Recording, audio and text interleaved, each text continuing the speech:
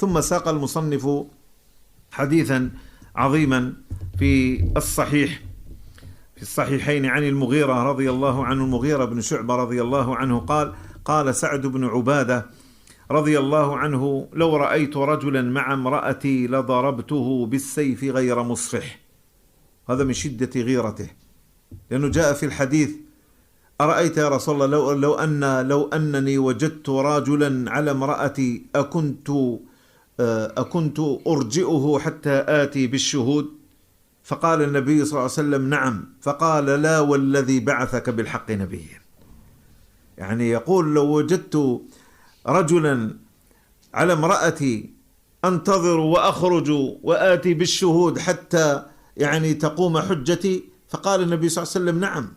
هذا يعني إلغاء كل يعني دسيسة في النفس أو حقد في النفس على الآخر، لأنه قد يكون الزوج حاقدا على زوجته ممكن، وبينهما شجار وبينهما منافرة كبيرة، فيزعم أنه وجد معها رجلا فتقام عليها الحد ظلما. واضح؟ فقال النبي صلى الله عليه وسلم: لا بد أن تستشهد عليها 4 شهود. فقال: لا والذي بعثك بالحق نبيا، والله لأقتلنه غير مصفح. يعني فقال النبي صلى الله عليه وسلم في هذا: أتعجبون من غيرة سعد بن عبادة، سعد بن معاذ أو سعد بن عبادة عفوا. قال: أتعجبون من غيرة سعد، كان شديد الغيرة. ويقولون إن سعد بن عبادة كان إذا طلق امرأة لا يجرؤ أحد على خطبتها من شدة غيرته. إذا طلق امرأة، إذا أراد أحد آخر أن يخطبها فإنه لا يخطبها خوفا من غيرة سعد، لأنه يبقى عنده هذه الحرارة عنه: هذه كانت زوجتي لا يتقدم إليها أحد ولا يكشف عنها الستر أحد غيري، رضي الله عنه. فقال النبي صلى الله عليه وسلم: وكان يعلم غيرة سعد، قال: أتعجبون من غيرة سعد، والله لأنا أغير منه والله أغير مني. وهذا فيه إثبات الغيرة لله تبارك وتعالى على ما يليق به سبحانه. قال: ومن أجل غيرة الله حرم الفواحش ما ظهر منها وما بطن. الله يغار يا إخوان، الله يغار على محارمنا، والزنا من أفحش الفواحش. ذكره النبي صلى الله عليه وسلم مع معاصي كبيرة جدا. قال: لا يحل دم امرئ مسلم إلا بإحدى 3: الثيب الزاني، والنفس بالنفس، والتارك لدينه المفارق للجماعة. ورتبها من الأخف إلى الأعلى، رتبها من الأخف إلى الأعلى.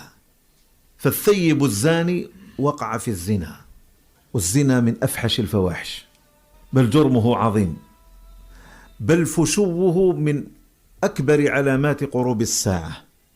صاحبه متوعد بالفقر وبظلمة الوجه وبالعذاب الأليم عند الله يوم القيامة.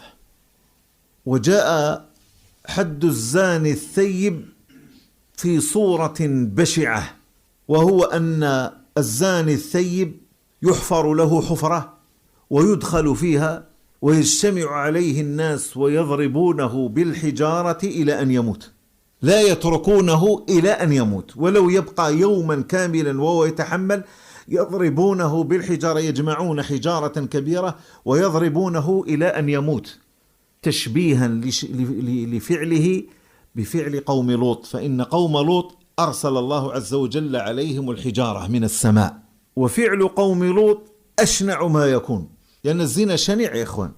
حتى مع تخفيف العقوبة لمن لم يكن ثيبا، يعني لمن لم يسبق له الزواج، كان بكرا ووقع في الزنا، حتى مع التخفيف فإن العقوبة تنال جسده أو بدنه بالجلد، وقلبه بالتغريب والبعد عن وطنه، لأن البكر الزاني يجلد 80 ويغرب خارج بلده.